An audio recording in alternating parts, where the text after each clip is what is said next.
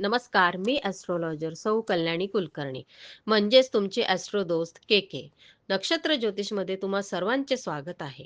आपण 12 राशींचे वार्षिक भविष्य पाहत आहोत. आतापर्यंत आपण मेष ते वृश्चिक अशा 8 राशींचे वार्षिक भविष्य पाहिले आहे. आज आपण राशीचक्रातील 9वी रास म्हणजेच धनु राशीचे वार्षिक भविष्य पाहणार आहोत. ज्योतिषीय मार्गदर्शनाने जीवनातील आव्हानांना सामोरे जा. ताऱ्यांमध्ये तुमचा खरा स्वभाव शोधा. तुमची कुंडली ही स्वतःचा शोध घेण्याची एक खिडकी आहे. मूळ नक्षत्राचे 4 चरण, पूर्वाषाढा नक्षत्राचे 4 चरण, उत्तराषाढा नक्षत्राचे पहिले चरण मिळून धनु राशी तयार होते. मूळ नक्षत्रे ते उत्तर आषाढ नक्षत्राच्या पहिल्या चरणातील ताऱ्यांनी तयार झालेल्या व प्रत्यक्ष आकाशात दिसणाऱ्या धनुष्य बाण हातात घेतलेल्या व मानवाच्या कमरेवरील डोक्यापर्यंत शरीराचा अर्धा भाग घोड्याचे शरीर असलेला आकृती अशी ही दोन शरीरे धारण करणारे म्हणजेच द्विदेह राशी आहे. धनुर्धारी क्षत्रियाप्रमाणे विपन्नाचे रक्षण करणे, दलितांचे दैन्य व दुःख दूर करणे, शौर्य गाजविणे, धैर्य धारण करणे, दान देणे वगैरे गुण क्षत्रियांचे, तसेच समरभूमीवर विजय मिळवणे, राज्य करणे, प्रजेचे पालन व पोषण करणे आणि प्रजेला शिक्षण देणे वगैरे क्षत्रियांचे गुण या धनुर्धारी मानवात उपजत आहेत. त्याचप्रमाणे स्वामीनिष्ठा, उमेदपणा, कर्तव्य, तत्परता, बेडर वृत्ती व वेग किंवा गती अर्थात कोणत्याही कामास चालना देणे हे घोड्यांच्या अंगातील नैसर्गिक गुण धनुराशीत उपजतच असतात. ही राशी 9 या अंकाने कुंडलीत दाखवितात. ती विषम राशी आहे व पुरुष राशी आहे. धनुराशीत मानव व घोडा असे दोन प्राणी आहे. त्यामुळे दोन प्राण्यांचे दोन स्वभाव धनुराशीत आढळतात. म्हणून धनुराशी ही द्विस्वभाव राशी आहे. ही अग्नितत्वाची राशी आहे. चला तर मग पाहूया धनुराशीसाठी 2026 या वर्षात काय घडामोडी घडतील. जानेवारी ते मार्च या काळात तोंडासंबंधी, डोळ्यासंबंधी किंवा दातासंबंधी दुखणे येऊ शकते. धनुराशीच्या स्त्रियांना या काळात अशक्तपणा येईल. काळजी घ्यावी. व्यसनापासून दूर राहावे. आर्थिक स्थिती कशी असेल हे पाहूया. पित्यापासून किंवा पितृसदृश्य लोकांपासून लाभ होण्याची शक्यता आहे. द्वितीयस्थ मंगळ असल्यामुळे असा मनुष्य सावधगिरी न बाळगता पैशाच्या जोखमीची कामे अंगावर घेतो आणि त्यामुळे त्याला वारंवार कठीण प्रसंगाशी झगडावे लागते. विद्येच्या बळावर धन प्राप्त कराल.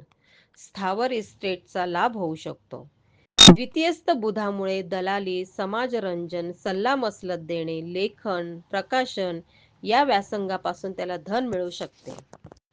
पुढे पाहूया. ग्रहयोगांची उत्तम साथ राहील. नोकरी व्यावसायिक मोठे चमत्कार घडतील. विद्यार्थ्यांना स्पर्धात्मक परीक्षेत यश मिळेल. शुक्र बुध युती योगामुळे माणसांचे सहकार्य लाभेल. नोकरीतील घडामोडीतून परिस्थितीजन्य लाभ होतील. उत्तम नोकरी मिळवण्याची योग आहे. मित्रांकडून लाभ संभवतो.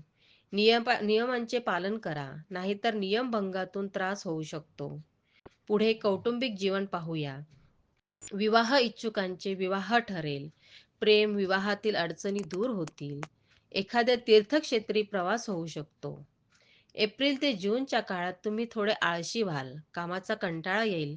बाकी आरोग्याच्या फारशा तक्रारी उद्भवणार नाही, पण वृद्धांनी त्यांची पथ्य व्यवस्थित पाळावी. मूतखड्याचा त्रास होऊ शकतो. पुढे आर्थिक स्थिती पाहूया. आर्थिक स्थिती साधारण राहील. स्थावर इस्टेट संबंधी त्रास होण्याची शक्यता आहे. वाहन व वास्तू सौख्यात विलंब होऊ शकतो. शेअर मार्केटमध्ये नुकसान होण्याची शक्यता आहे. पूर्वार्धात नोकरी धंद्यातून लाभ होऊ शकतो. सरकारी माध्यमातून लाभ होण्याची शक्यता. मात्र उत्तरार्धात अनावश्यक खर्च वाढतील. खर्चाचे योग्य नियोजन करा. काहींना फसवणुकीचे प्रसंग येतील. पुढे पाहूया. तरुणांचे स्वप्न पूर्ण होतील. बुद्धिजीवी मंडळींना मोठा वाव मिळणार आहे. नोकरीत परिस्थितीजन्य लाभ होतील. कायदेशीर प्रश्न सतावतील. उत्तरार्धात होतकरू तरुणांना नोकरीच्या संधी मिळतील. पुढे कौटुंबिक सौख्य पाहूया. पूर्वार्धात वैवाहिक जीवन भाव समृद्ध होईल. मुलांची काळजी मिटेल. विवाह इच्छुकांना योग्य स्थळ येतील. उत्तरार्धात वैवाहिक जीवनात वादाचे प्रसंग उद्भवतील. जुलै ते सप्टेंबर या काळात आरोग्य कसे राहील ते पाहूया. या काळात पचनक्रियेसंबंधी त्रास होऊ शकतो. योग्य ती काळजी घ्या. आर्थिक स्थिती पाहूया. अष्टमस्थ गुरु असल्यामुळे श्रम न करता धन मिळण्याची योग आहे. वास्तुविषयक कायदेशीर प्रश्न असतील ते संपतील. कर्ज मंजुरीसाठी प्रयत्न करत असाल तर या काळात कर्ज मंजुरी होईल. कोणताही अट्टहास टाळा. पुढे पाहूया. नोकरदारांची नोकरी संबंधित चिंता दूर होईल. उत्तरार्ध स्वतंत्र व्यावसायिकांसाठी लाभदायक ठरेल. व्यावसायिक येणी वसूल होईल. तरुणांना नोकरीच्या संधी उपलब्ध होतील. कौटुंबिक सौख्य पाहूया. उत्तरार्धात प्रेमिकांचे प्रश्न सुटतील. वैवाहिक जीवनात तणावाचे वातावरण राहील. भावंडांसंबंधी चिंता राहील. ऑक्टोबर ते डिसेंबर या काळात आरोग्याच्या फारशा तक्रारी उद्भवणार नाही. आरोग्य साधारण राहील. पुढे पाहूया. उत्तरार्धात गुरुचे भ्रमण तुमच्या कुंडलीच्या भाग्यस्थानातून होणार आहे. हे गुरुचे भ्रमण तुम्हाला लाभदायक ठरणार आहे.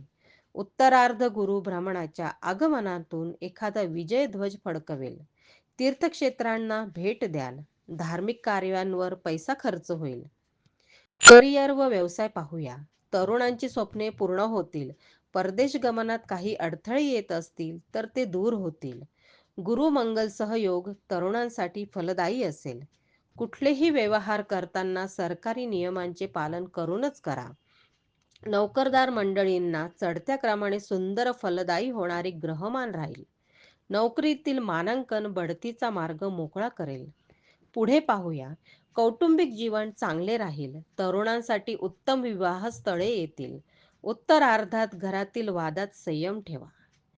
ही होती धनु राशीसाठी 2026 हे वर्ष कसे असेल याविषयी सविस्तर माहिती.